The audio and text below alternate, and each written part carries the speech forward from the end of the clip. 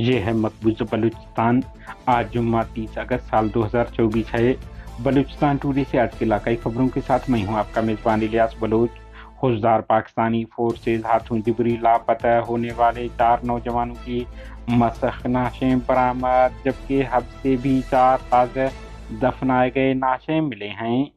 D S P حب کا بیان۔ پنجگور فوجی کیمپ میں 2 نوجوانوں کو بلا کر ہتھیار پھینکنے کے پیپر پر دستخط کرنے کو کہا گیا، انکار پر انہیں فورسز نے قتل کر دیا۔